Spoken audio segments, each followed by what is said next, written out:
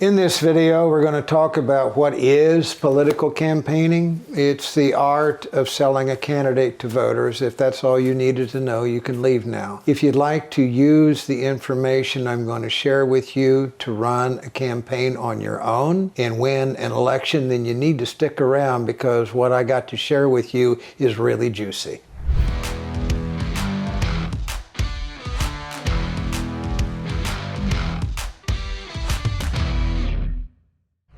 We're going to start with what a campaign is and what you have to get across during a political campaign and why essentially it's simply a quest for power. But I'm going to have a few words to say about that. And then I'm going to talk about the art of selling yourself to voters, what voters will expect you to tell them over the course of a campaign, what they expect you to share with them about your values, your qualifications, and so on. And we're going to do a deep dive into all of those aspects of your campaign message. Stay with me because I got a lot to share here. What is campaigning? It really is, another term for it is a quest for power. It's a long job interview over a period of time to individual voters and your request for power that can affect their quality of life, their standard of living, what they pay in taxes, the services they receive. It's a long job interview in its most naked form, one by one or through advertising, selling yourself to voters. Now, if you want to win an election, there are certain things that voters are going to want to hear from you over the course of a campaign. And I'm going to explain what they are because the answers to these questions is essentially the campaign message that either is going to make or break your campaign. So, one of the things they're going to want to know is, what are you going to do for me? What are you going to do for my state? What are you going to do for my community? What problems are you going to solve? What injustices are you going to correct? What wrongs are you going to right? What policies are you going to implement that will improve my quality of life or improve the community where I live or the state where I live or the country that I call home? It's the offer that you put on the table, and you're selling yourself to voters. So one of the key ingredients in selling yourself is letting voters know what they get when they vote for you. And sometimes it's letting voters know what they won't get from your opponent versus what they will get from you. That is selling yourself to voters. Now, you're like a product in the marketplace. So if they're really intrigued by what you're putting on the table and you're talking the right words that make them interested in what it is that you have to say, they're going to want to know that you're a credible source of information and that you got some qualifications to do the job if you get it. Now, it doesn't need to be long. It doesn't need to be voluminous. You don't need to spend a lot of time telling voters everything you've ever done in the course of your life. About all they really want to know is that you're real, that you're authentic, that you have your feet on the ground, that you've had some experiences in life that are similar to theirs, that you've held a job, that you've done something real in your life, that you're not some high school dropout or some fraud or con artist trying to pull the wool over their eyes. And once they're satisfied that you meet that qualification, they're not going to care much more about your personal or your professional life.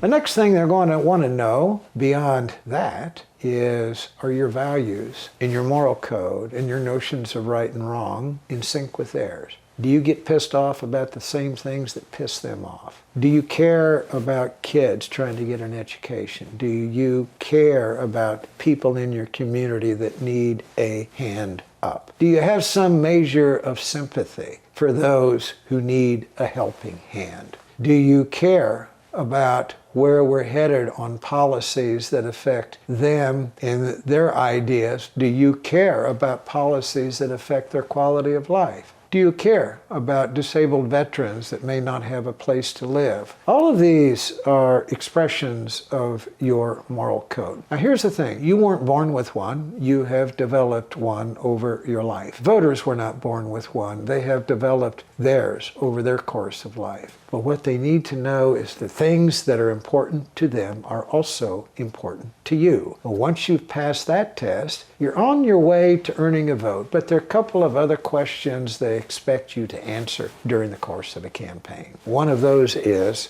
how do I know I can trust you? You know, I've been betrayed by politicians in the past that talked a good game and didn't come through. So how do I know I can trust you to do the right thing even when I'm not watching you? And the answer to that question might be the story you tell about why you really want the job. Something that happened over your own journey in life that made you passionate about what you're trying to accomplish in the office that you're running for, if you get the power to do these things. What they're really looking for here is when they say, how do I know I can trust you, is some event that happened in your own life, some story that you can tell about something that changed your mind or changed the way you feel or changed the way you view a particular issue or changed the way you think about certain things, something that made you passionate about fixing a problem that is also affecting people in your jurisdiction. It's what we call in this industry a candidate's signature story.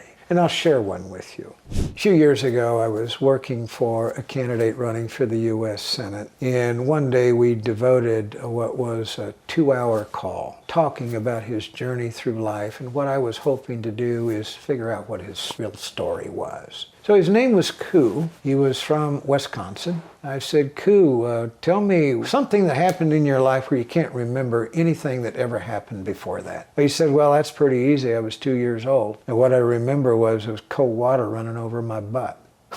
I said, Koo, where were you? And he says, I was in the Mekong River. I said, Koo, why were you in the Mekong River? He says, well, we lived in Laos. During the Vietnam War, my father had sided with the Americans. And after the communists took over in Laos, what they were doing was systematically killing and assassinating anybody in Laos who had sided with the Americans in the Vietnam War. Some of my father's friends had been killed, and one day he decided that if we did not get out of Laos, he was probably going to die and his whole family might die. So one night he walked away from his farm, his cattle, his farm machines, and we set out on a journey for the Mekong River. We mainly walked at night because we didn't want to be spotted walking during the day. And after a 3-day journey through the mountains, we finally reached the banks of the Mekong River, and across the river were lights in Thailand. And that was the final leg of it. That's why we had to cross the river. And that's why I remember it, because that water was really cold. Jay, we lived in that refugee camp for 7 years. And one day,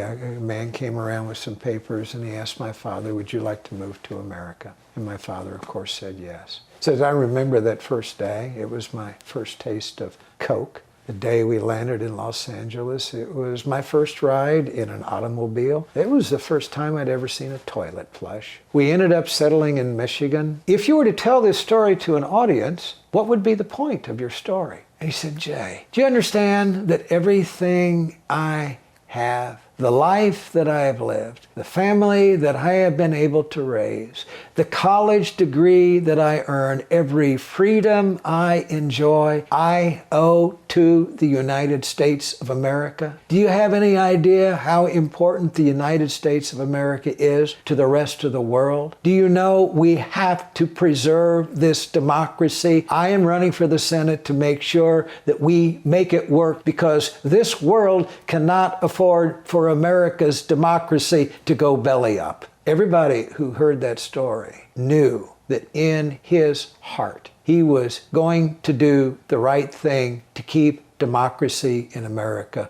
flourishing. There was absolutely no doubt. That is an example of a signature story that answered that question, how do I know I can trust you? And there's one final question. voters are going to ask you to seal the deal. And when you've sealed this deal, you're going to get their vote. What do you tell voters about your opponent? Why you and not them? What are you going to do that your opponent can't do or won't do? What are you going to do to elevate their quality of life that your opponent will never do? Voters do appreciate you giving them clarity and making this choice easy in a political campaign. Now, that is political campaigning. It is taking your case to the voters, answering these questions that, if done well, is how you win an election in a political campaign.